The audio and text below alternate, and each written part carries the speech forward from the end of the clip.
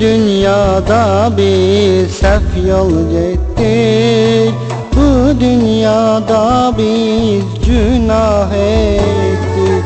Bağışla Allah, bağışla bizi, günahkar olduk, affet bizi. Bağışla ya Rabbim, bağışla bizi, zulümkar olduk, affet bizi.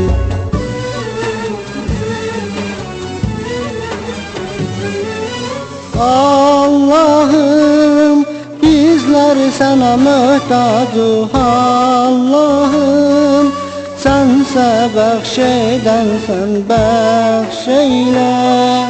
Bizlere merhamet rahmeyle, affet bizi.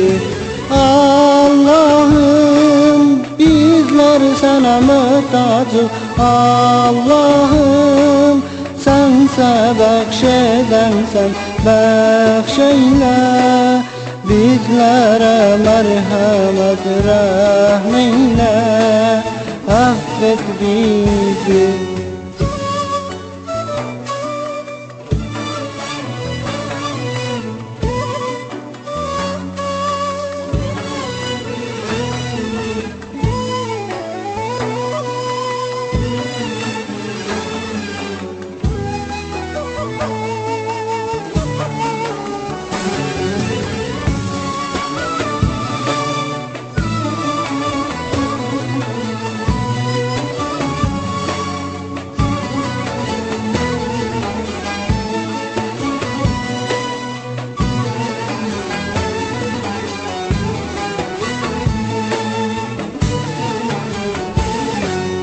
Kalplerde olanı sen bilensen, evveli ahiri sen görensen.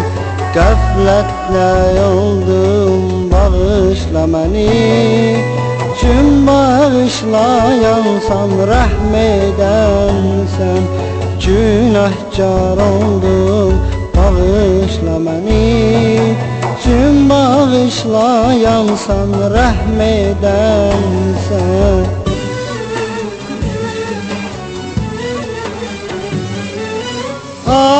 Allah'ım bizler sana muhtacız, Allah'ım sense bəxşedensen bəxşeyle.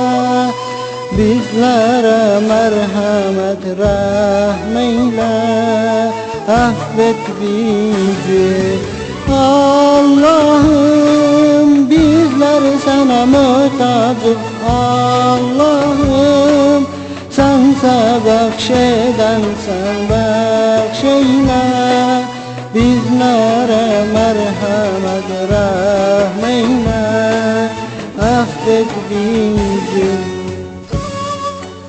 Allah'ım bizler sana muhtacız, sense bəxşedensen.